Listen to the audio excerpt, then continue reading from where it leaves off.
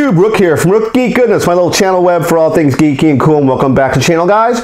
Welcome back to our Star Wars Micro Galaxy video review. And we're starting this video off a little bit different compared to my other videos. I did a short for this already on YouTube, which you can find, that little short video. It's about a minute long, of course. But of course, we're talking about the Star Wars Mandalorian N-1 Starfighter Series number 4, of course.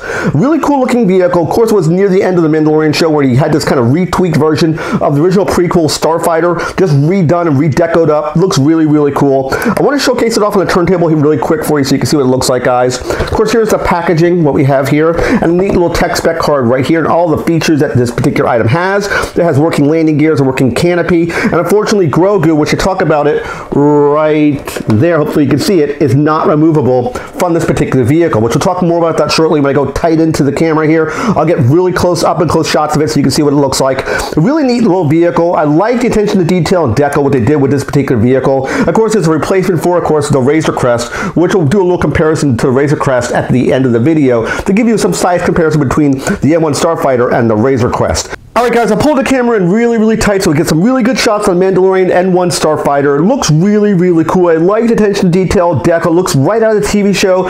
The Micro Star Wars Galaxy vehicle here looks really, really good. Again, it's a throwback to the original prequels, just kind of redone as a hot rod design to make it look more modern, look more cutting edge, more high tech, if you will. Let's first focus on the minifigure we get with this vehicle before we talk about the vehicle any further. We get a really nice little Din Djarin Beskar armored Mandalorian, which you can see right here. There is articulation. The arms do go up and down, and the legs do bend, as you see right here. It's really to fit him inside the cockpit, the canopy here. The problem is his backpack, which is removable. You can see the little flying pack right there. It really helps to take this backpack off to get him completely in the compartment of the canopy. Unfortunately, if you have him with the backpack on, the canopy does not close seamlessly. There's a little gap there, which I'll showcase off that shortly. You'll see what I'm talking about.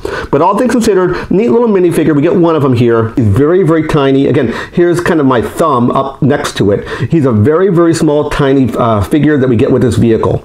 Now let's focus on the vehicle itself, the N-1 Starfighter. It's a really cool design. I like attention to detail. The top of it's right here. Let's focus on the top. You can see all the attention to detail, and the deco looks really, really good. The engine pods, the struts that come off the back. Again, we've seen this vehicle before in the prequel movie, just kind of redone up now as a better design, more classy, more hot rod-esque design and deco. I mentioned before in the beginning of the video, we have Baby Grogu, which is right here in his little cockpit, this little area right here. He is not removable. You cannot take him off this vehicle, which is unfortunate. You can't remove it. I get why they went that direction, but you can't remove him from the vehicle. He's glued in place. And I get that, again, showcasing it on the back of the packaging. You know that when you go into it. There are functioning landing gears here. These landing gears do open and close. As you can see me here collapsing them down. I just don't want to leave them so it's easy to get the landing gears down, but you can put them, you can pull the landing gears all the way in if you want to into your vehicle. I just like keeping them down to display. I think it's much easier to display it with the landing gear all the way down. It clicks into place. You heard a nice little click there.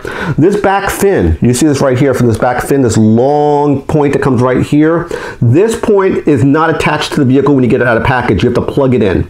Unfortunately, it's a very, very, very tight fit. I was messing with it earlier off camera. It's very difficult to pull the thing out. I think once you put it in, it's locked in place. Again, we've seen this from the original vehicles, from the original prequel movies for the Starfighters. Again, it looks really, really cool, all things considered. Let's spin it around 360 so you can see what it looks like. Again, I love the gun placement here. The guns look really good coming off the front of the vehicle. Again, great attention to detail, great attention to deco. It screams based off the Mandalorian TV show, what we've seen from them, and it looks really, really good. I like this vehicle. A real cool kind of different sort of vehicle compared to the Razor Crest, which we'll talk more about the Razor Crest momentarily here.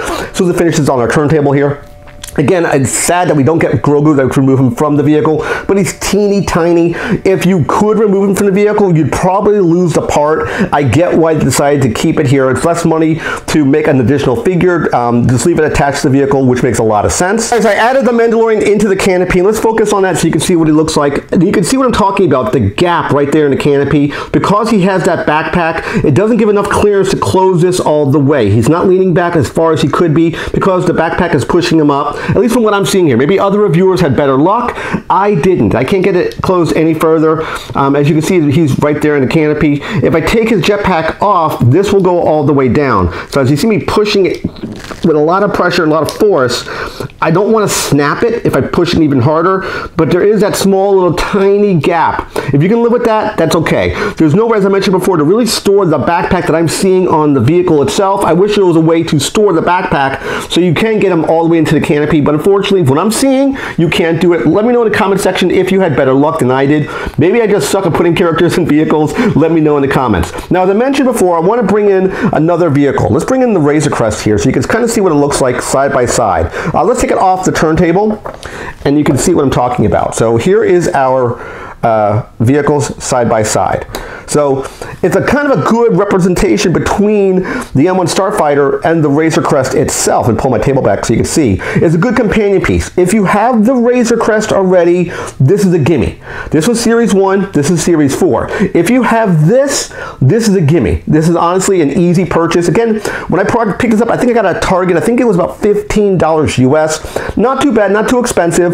The Razor Crest here was, I think, a little bit more, about $20 because it's a much bigger and bulkier vehicle compared to the two things here. You had 3 characters inside the Razor Crest. You only, of course, get Mandalorian himself with the N-1 Starfighter. But if you want my personal opinion, this is an easy buy. If you have the Razor Crest for your collection, definitely buy the N-1 Starfighter. It's a great vehicle. I think they did a great job on the Mandalorian show to convert this vehicle here to this sort of little toy that we get. It fits perfectly for scale. It fits perfectly for design and deco. It could have a little bit more weathering. You could maybe hit it with some rough and buff if you want to get really, really crazy with this vehicle. But all things considered, easy $15 if you're, of course, a Mandalorian fan. If you're a Star Wars fan, this is an easy purchase. So I do hope you like this video review of the Star Wars Micro Galaxy Series number 4, of course, the Mandalorian Starfighter. I'm going to click the like button bottom page, click the all-important subscribe button picture of my face.